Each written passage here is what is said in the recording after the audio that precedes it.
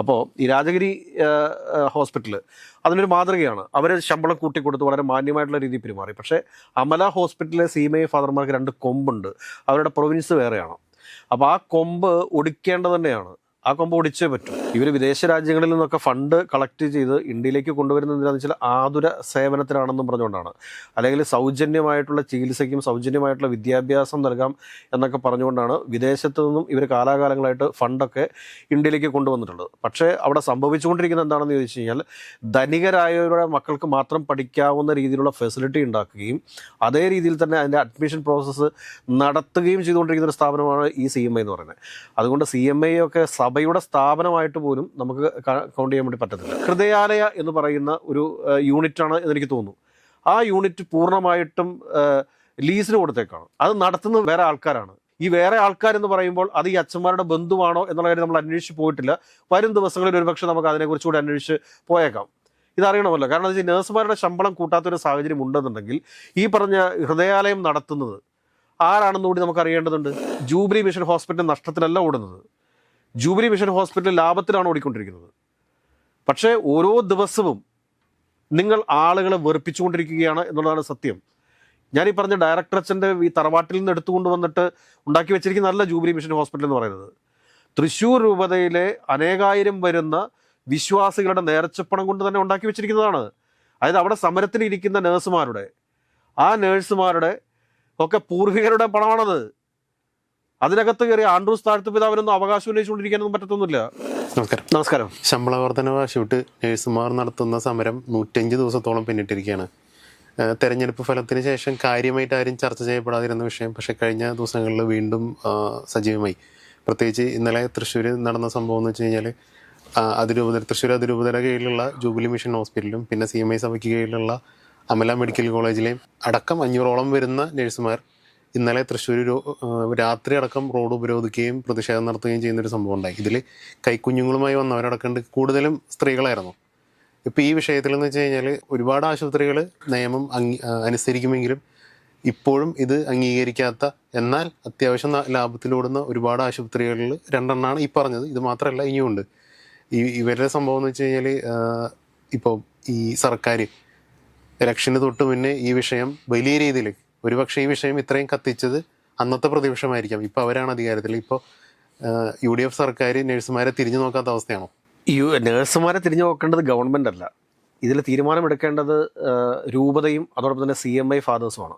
CMI ഫാദേഴ്സിനെ സംബന്ധിച്ചിട്ട് പറയുന്ന സമയത്ത് നമുക്ക് ഒരുപാട് കാര്യങ്ങൾ പറയാനുണ്ട്. കാരണം ഇന്ത്യയിൽ ഏറ്റവും കൂടുതൽ വിദ്യാഭ്യാസ കച്ചവടം നടത്തിക്കൊണ്ടിരിക്കുന്ന അല്ലെങ്കിൽ ഈ ഹോസ്പിറ്റൽ രംഗത്ത് ഏറ്റവും കൂടുതൽ കച്ചവടം നടത്തിക്കൊണ്ടിരിക്കുന്ന ഒരു പ്രധാനപ്പെട്ട സഭയാണത്. ഇവർ വിദേശ രാജ്യങ്ങളിൽ നിന്നൊക്കെ ഫണ്ട് കളക്ട് ചെയ്ത് ഇന്ത്യയിലേക്ക് കൊണ്ടുവരുന്നത് എന്താണെന്ന് വെച്ചാൽ ആതുര സേവനത്തിനാണെന്നും പറഞ്ഞുകൊണ്ടാണ്.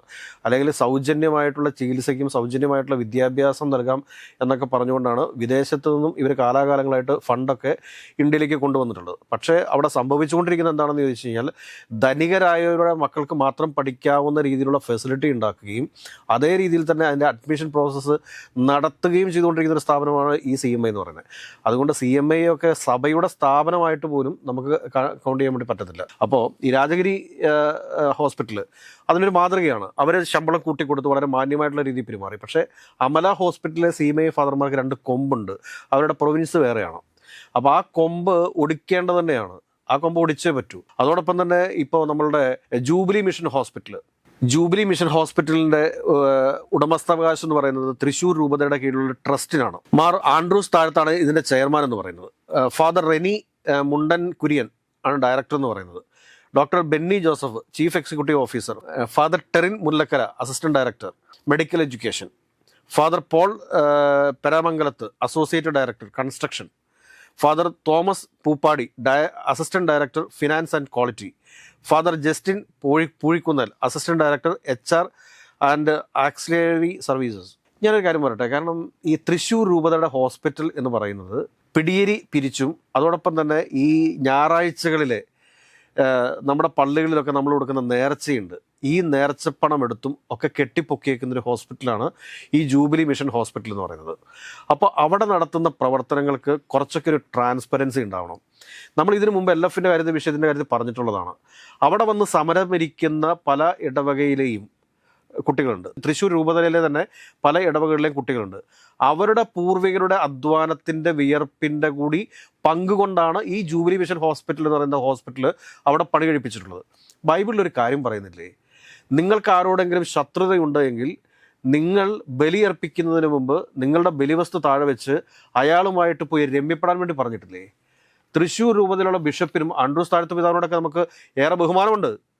പക്ഷെ ആ ബഹുമാനം നിലനിർത്തിക്കൊണ്ട് തന്നെ പറയട്ടെ, നിങ്ങളൊക്കെ ബലി അർപ്പിക്കുന്നതിന് മുമ്പായിട്ട് ആ ബലിവസ്തു ഒന്ന് താഴെ വെച്ചിട്ട് ഈ പറയുന്ന നഴ്സുമാരുടെ പ്രശ്നങ്ങളൊന്ന് കേൾക്കാനും പഠിക്കാനും അത് പരിഹരിക്കാനും സാധിക്കണ്ടേ? ഇപ്പോൾ ഈ പ്രശ്നങ്ങളൊക്കെ ആരംഭിച്ചതിന് ശേഷം വലിയ രീതിയിലുള്ള ചില ഈ കൺകെട്ട് വിദ്യയുമായിട്ട് ഹോസ്പിറ്റൽ രംഗത്ത് വന്നിട്ടുണ്ട്. അതായത് വാർഡിൽ അഡ്മിറ്റ് ആവുന്ന ക്രിസ്ത്യൻ രോഗികൾക്ക് 40% വരെ ഡിസ്കൗണ്ട്, മറ്റ് മതത്തിൽപ്പെട്ട ആളുകൾക്ക് 30% വരെ ഡിസ്കൗണ്ട്. ഒന്ന് ആലോചിച്ച് നോക്കൂ. അതുകൂടാതെ തന്നെ ഈ ജൂബിലി മിഷൻ്റെ അകത്ത് തന്നെയുള്ള ഹൃദയാലയ എന്ന് പറയുന്ന ഒരു യൂണിറ്റാണ് എന്നെനിക്ക് തോന്നുന്നു. ആ യൂണിറ്റ് പൂർണ്ണമായിട്ടും ലീസിന് കൊടുത്തേക്കാണ്. അത് നടത്തുന്നത് വേറെ ആൾക്കാരാണ്. ഈ വേറെ ആൾക്കാരെന്ന് പറയുമ്പോൾ അത് ഈ അച്ഛന്മാരുടെ ബന്ധുവാണോ എന്നുള്ള കാര്യം നമ്മൾ അന്വേഷിച്ച് പോയിട്ടില്ല.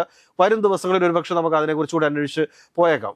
ഇതറിയണമല്ലോ. കാരണം എന്താ വെച്ചാൽ നഴ്സുമാരുടെ ശമ്പളം കൂട്ടാത്തൊരു സാഹചര്യം ഉണ്ടെന്നുണ്ടെങ്കിൽ ഈ പറഞ്ഞ ഹൃദയാലയം നടത്തുന്നത് ആരാണെന്ന് കൂടി നമുക്ക് അറിയേണ്ടതുണ്ട്. അതുകൂടാതെ തന്നെ ഈ കോൺട്രാക്റ്റ്, ഇങ്ങനെ നഴ്സുമാരെ പറ്റിച്ചിട്ട് വല്ല കാര്യമുണ്ടോ? നഴ്സുമാർ ആവശ്യപ്പെടുന്ന സാലറി എന്ന് പറഞ്ഞാൽ 40,000 രൂപയുടെ ശമ്പളമാണ് അവർ ആവശ്യപ്പെടുന്നത്. അതിന് താഴെയാണ്. അതുകൂടാതെ തന്നെ ഈ ട്രെയിനി നഴ്സസ് എന്ന് പറഞ്ഞൊരു പരിപാടിയുണ്ട്. ട്രെയിനി നഴ്സസ്, അതായത് ഈ 4 വർഷവും 3 വർഷവും ഒക്കെ പഠിച്ചിട്ടിറങ്ങുന്ന കുട്ടികളെ സംബന്ധിച്ചിട്ട് അവർക്ക് 2 വർഷം കഴിയുമ്പോഴത്തേക്ക് അവരുടെ ലോൺ തിരിച്ചടയ്ക്കണം. ഈ 2 വർഷത്തെ ബോണ്ട് സിസ്റ്റം ഇപ്പോഴുണ്ടെന്ന് എനിക്ക് തോന്നുന്നു. ഒന്ന് പരിശോധിക്കേണ്ടതുണ്ട്. ഈ ബോണ്ടിനെയാണ് ട്രെയിനി നഴ്സസ് എന്ന് പറയുന്നത്. ഈ ഫസ്റ്റ് ഇയർ തുടങ്ങിയ ഈ പറയുന്ന പിള്ളേരെ എല്ലാം അവിടെ ഇട്ട് പട്ടിപ്പണി എടുപ്പിക്കുന്നുണ്ട് ആ ഹോസ്പിറ്റൽ എന്നുള്ളതാണ് മറ്റൊരു വസ്തുത. അതുകൂടാണ്ട് ഇവർ ചെയ്യുന്ന ജോലി എന്താണ്? നമ്മൾ ഒരു ദിവസമെങ്കിലും ഹോസ്പിറ്റലിൻ്റെ ഏതെങ്കിലും ഒരു ICUവിൻ്റെ മുമ്പിൽ പോയി നിന്ന് കഴിഞ്ഞാൽ നമ്മുടെ പോലും മനസ്സലിഞ്ഞു പോകില്ലേ? ആരുടെ മനസ്സാണ് അലിയാത്തത്? നമ്മളൊന്ന് കിടന്നു പോയി കഴിഞ്ഞാൽ, കിടന്ന പായിൽ കിടന്ന് എന്തെങ്കിലുമൊക്കെ നമ്മുടെ ഈ പ്രഭാത കൃത്യങ്ങളൊക്കെ നിർവഹിക്കുന്ന സമയത്തും 1ഉം 2ഉം സാധിക്കുന്ന സമയത്തും അതുവരെ തൂക്കുകയും തുടയ്ക്കുകയും ചെയ്യുന്ന നഴ്സുമാരെന്ന് പറയുന്നത് അവരെ ബഹുമാനം അർഹിക്കുന്ന ആളുകളല്ലേ സമൂഹത്തിൽ? അവരെ ബഹുമാനിക്കണ്ടേ? 40,000 രൂപ എന്ന് പറഞ്ഞാൽ വലിയൊരു സാലറിയാണോ? ഇത് വലിയൊരു സാലറിയാണോ? ജൂബിലി മിഷൻ്റെ കണക്കുകൾ കൃത്യമായിട്ടൊന്ന് ഓഡിറ്റ് ചെയ്ത് നോക്കൂ. ആ ഓഡിറ്റ് ചെയ്ത് നോക്കുന്ന സമയത്ത് കൃത്യമായിട്ട് കാര്യങ്ങൾ അറിയാൻ വേണ്ടി സാധിക്കില്ലേ? ഒരു തരത്തിൽ ഞാൻ പറയാം, ജൂബിലി മിഷൻ ഹോസ്പിറ്റൽ നഷ്ടത്തിലല്ല ഓടുന്നത്. ജൂബിലി മിഷൻ ഹോസ്പിറ്റൽ ലാഭത്തിലാണ് ഓടിക്കൊണ്ടിരിക്കുന്നത്. പക്ഷേ ഓരോ ദിവസവും നിങ്ങൾ ആളുകളെ വെറുപ്പിച്ചുകൊണ്ടിരിക്കുകയാണ് എന്നുള്ളതാണ് സത്യം. ഞാൻ ഈ പറഞ്ഞ ഡയറക്ടർ അച്ഛൻ്റെ ഈ തറവാട്ടിൽ നിന്ന് എടുത്തുകൊണ്ട് വന്നിട്ട് ഉണ്ടാക്കി വെച്ചിരിക്കുന്നതല്ല ജൂബിലി മിഷൻ ഹോസ്പിറ്റൽ എന്ന് പറയുന്നത്. തൃശ്ശൂർ രൂപതയിലെ അനേകായിരം വരുന്ന വിശ്വാസികളുടെ നേർച്ചപ്പണം കൊണ്ട് തന്നെ ഉണ്ടാക്കി വെച്ചിരിക്കുന്നതാണ്. അതായത് അവിടെ സമരത്തിലിരിക്കുന്ന ആ നേഴ്സുമാരുടെ ഒക്കെ പൂർവികരുടെ പണമാണത്. അതിനകത്ത് കയറി ആൻഡ്രൂസ് താഴത്ത് പിതാവിനൊന്നും അവകാശം ഉന്നയിച്ചുകൊണ്ടിരിക്കാനൊന്നും പറ്റത്തൊന്നുമില്ല. അധികാരമുണ്ടാവാം. പണ്ട് ഞാൻ ഓർക്കുന്ന ആലഞ്ചേരി പിതാവ് പറഞ്ഞതുപോലെ ഞാൻ കോടതികൾക്കൊക്കെ മുകളിലാണ് എന്ന് പറഞ്ഞത് എൻ്റെ ഓർമ്മയിലുണ്ട്. അതുകൂടാതെ തന്നെ മറ്റൊരു കാര്യം കൂടി ഞാൻ പറയട്ടെ. ഈ കോൺട്രാക്റ്റ് വ്യവസ്ഥ എന്ന് പറയുമ്പോഴത്തേക്ക് ഇതൊക്കെ വളരെ രസകരമാണ് കേട്ടോ. 3 വർഷത്തേക്ക് നഴ്സുമാരൊക്കെ കോൺട്രാക്റ്റ്, അത് കഴിഞ്ഞ് 2 ദിവസം പിന്നെയും അവരെ ലീവ് എടുത്ത് വീട്ടിലെടുത്തിട്ട് പിന്നെ വീണ്ടും അവരെ അപ്പോയിൻമെൻറ്റ് ചെയ്യും. ഇതാണ് കോൺട്രാക്റ്റ് വ്യവസ്ഥ. അപ്പോൾ ഒരു ആനുകൂല്യത്തിൻ്റെ ഒരാനുകൂല്യം അവർക്കില്ല, അവർക്ക് കിട്ടുന്നില്ല. ഞാൻ പറയുന്നത് VD സതീശൻ നിലപാടുള്ളൊരു നേതാവാണ്. അപ്പോൾ VD സതീശൻ പറയേണ്ട ഒരു തീരുമാനം എന്താണ്? ഞാൻ പറയട്ടെ, ഒരു ആളെയും പേടിക്കേണ്ട ആവശ്യമില്ല, ഒരു പിതാവിനെയും പേടിക്കേണ്ട ആവശ്യമില്ല, ഒരു ഹോസ്പിറ്റൽ ഡയറക്ടറിനെയും പേടിക്കേണ്ട ആവശ്യമില്ല. നിങ്ങൾ ശക്തമായ നിലപാട് സ്വീകരിച്ചു കഴിഞ്ഞാൽ ബാക്കി എല്ലാ ഹോസ്പിറ്റലുകൾക്കും കൊടുക്കാം. എറണാകുളം അതിരൂപതയിലുള്ള എല്ലാ ഹോസ്പിറ്റലും കൊടുത്തു, ലിസി ഹോസ്പിറ്റൽ കൊടുത്തു, കാരിത്താസ് കൊടുത്തു, പുഷ്പഗിരി ഹോസ്പിറ്റൽ കൊടുത്തു, എല്ലാ ഹോസ്പിറ്റലും കൊടുത്തിട്ടുണ്ടല്ലോ. പിന്നെ ഇവർക്ക് മാത്രം, ഈ 2 ഹോസ്പിറ്റലുകൾക്ക് മാത്രം എന്താണ് പ്രശ്നം? ഈ വൈദികർ പാവം പിടിച്ച ആട്ടിൻകുട്ടികളെ ഇതാക്കാൻ വേണ്ടിയിട്ട് പറയുന്ന കാര്യം എന്താണ് എന്ന് ചോദിച്ചു കഴിഞ്ഞാൽ, അതായത് അവിടെ വെസ്റ്റ് ഫോർട്ടിൻ്റെ ഒരു ഹൈടെക് ഹോസ്പിറ്റൽ ഇപ്പോൾ വേറൊരു ഹോസ്പിറ്റലുകാർ വന്ന് എടുത്തിട്ടുണ്ട്.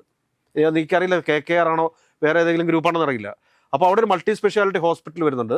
അപ്പോൾ ആ ഹോസ്പിറ്റലിന് വേണ്ടിയിട്ട് ഇവർ നഴ്സുമാർ സമരത്തിനിരിക്കുന്നതാണെന്നാണ് പറയുന്നത്. അല്ലെങ്കിൽ ജാസ്മിൻ ഷാ ഇവരെ കൊണ്ട് സമരത്തിന് ഇരുത്തിയിരിക്കുന്നതാണെന്നാണ് പറയുന്നത്. 105 ദിവസം എന്തൊരു വിരോധാഭാസമാണ് ഇവർ പറയുന്നത്. പിന്നെ ഇവർ ഈ അൾത്താരയിൽ കയറി ബലി അർപ്പിക്കുന്നതിനകത്ത് എന്തെങ്കിലും അർത്ഥമുണ്ടോ? നഴ്സുമാരുടെ വളരെ മാന്യമായിട്ടുള്ളൊരു സമരമാണിത്. കാരണം ജാസ്മിൻ ഷാ അങ്ങനെ ഏതെങ്കിലും തരത്തിൽ ഈ പറഞ്ഞ പോലെ വേറെ രീതിയിലേക്ക് ഒക്കെ പോകുന്നുണ്ടെങ്കിൽ അപ്പോൾ ആ സമയത്ത് നോക്കിയാൽ പോരെ. ഇപ്പം ഈ സമയത്ത് പൊതുസമൂഹം ഒന്നടങ്കം ആവശ്യപ്പെടുന്നത് എന്താണെന്ന് ചോദിച്ചു കഴിഞ്ഞാൽ നഴ്സുമാർക്ക് മാന്യമായിട്ടുള്ള ശമ്പളം കൊടുക്കുക എന്നുള്ളതാണ്.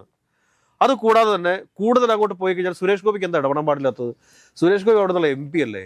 ഈ അമല ഹോസ്പിറ്റലിൽ വന്നിട്ടുള്ള അമല ഹോസ്പിറ്റൽ എന്ത് പറഞ്ഞുകൊണ്ടാണ് FCRA വഴിയൊക്കെ ആയിട്ട് വിദേശത്തു നിന്നും സ്വദേശത്തു നിന്നൊക്കെ ഫണ്ട് വാങ്ങിച്ചിട്ടുള്ളത് എന്നുള്ളതിനെ കുറിച്ചൊരു അന്വേഷണം നടത്തുന്നേ. അപ്പോൾ മനസ്സിലാകും ഇവിടുത്തെ കുറേ തെരുവിൽ കിടക്കുന്ന മക്കളെ കാണിച്ചു കൊടുത്തിട്ട്, കുട്ടികളെ കാണിച്ചു കൊടുത്തിട്ട് അവരുടെ ഉന്നത വിദ്യാഭ്യാസത്തിന് വേണ്ടിയിട്ടാണ് എന്ന് പറഞ്ഞുകൊണ്ട്, അതല്ലെങ്കിൽ ഇവിടുത്തെ പല രോഗികളെ കാണിച്ചു കൊടുത്തിട്ട് ഇവിടുത്തെ രോഗി പരിചരണത്തിന് വേണ്ടിയിട്ടാണ് ഞങ്ങൾ ആ മിഷൻ മേഖലയിലാണ് പ്രവർത്തിക്കുന്നത് എന്നൊക്കെ പറഞ്ഞുകൊണ്ടല്ലേ ഏറ്റവും സമ്പന്നമായിട്ടുള്ള ഇന്ത്യയിലെ ഒരു കോൺഗ്രിഗേഷനാണ് CMI എന്ന് പറയുന്നത്. അതായത് ബാംഗ്ലൂർ സിറ്റിയിലടക്കം, ഡൽഹിയിലടക്കം ഈ ഇന്ത്യയിൽ ഏറ്റവും കൂടുതലായിട്ട് സ്വത്തുള്ളത് രൂപതകൾക്കല്ല, അതിൽ കൂടുതലായിട്ട് CMI സഭയ്ക്കാണ്. ആ CMI സഭയ്ക്ക് എന്തിനാണ് ഭൂമി കൊടുത്തിട്ടുള്ളത്? ഡൽഹിയുടെ ഹൃദയഭാഗത്തൊക്കെ സ്ഥലമുണ്ട്. അതുപോലെ അവരായിരിക്കും ബ്രിട്ടീഷുകാരെ ഞങ്ങൾക്ക് തന്നെന്ന് പറയുമായിരിക്കും. ആര് തന്നോട്ടെ, ഈ രാജ്യത്തിൻ്റെ മണ്ണല്ലേ അത്. അത് നിങ്ങൾക്ക് സൗജന്യമായിട്ട് തന്നിട്ടുണ്ട് എന്നുണ്ടെങ്കിൽ ഇവിടെ നിങ്ങൾ ചെയ്യേണ്ട കാര്യം എന്താണ്? ഇവിടെ നിങ്ങൾ സൗജന്യമായിട്ട് വിദ്യാഭ്യാസം കൊടുക്കണ്ടേ? സമ്പന്നരല്ലാത്ത ഏതെങ്കിലും ഒരാൾക്ക് CMIയുടെ ഏതെങ്കിലും സ്കൂളിൽ പഠിക്കാൻ സാധിക്കുമോ? ഒരു ബിലോ ആവറേജ് ഫാമിലിയിലുള്ള ആർക്കെങ്കിലും ഒരു കൂലിപ്പണിക്കാരൻ്റെ മകന് ഈ CMIയിൽ പഠിക്കാൻ പറ്റുമോ? അവിടെ ഇൻ്റർവ്യൂ എന്ന് പറയുന്നൊരു കലാപരിപാടിയുണ്ട്. ഈ ഇൻ്റർവ്യൂവിൽ ഇവരെല്ലാം ചോദിച്ച് മനസ്സിലാക്കും. അതായത് ഫാദറിൻ്റെ ജോലി എന്താണ്, മറ്റേ മദറിൻ്റെ ജോലി എന്താണ്, അപ്പൂപ്പൻ്റെ ജോലി എന്തായിരുന്നു, അമ്മൂമ്മയുടെ ജോലി എന്തായിരുന്നു, ഇതെല്ലാം നോക്കിയതിന് ശേഷം മാത്രമാണ് അവിടെ അഡ്മിഷൻ കൊടുക്കുന്നത്. ദളിത് വിഭാഗത്തിൽ നിന്നുള്ള എത്ര ആളുകൾ ഈ പറഞ്ഞ സ്കൂളുകളിൽ പഠിക്കുന്നുണ്ട്, CMIയുടെ സ്കൂളുകളിൽ പഠിക്കുന്നുണ്ട്? ഒന്ന് അന്വേഷിച്ച് നോക്കണ്ടേ സർക്കാർ? വലിയ വലിയ അവകാശവാദങ്ങൾ പറയുന്നതാണല്ലോ സർക്കാർ. എന്തുകൊണ്ടാണത് അവരെ നോക്കാത്തത്? BJPയിലെ ഭരിക്കുന്നത്.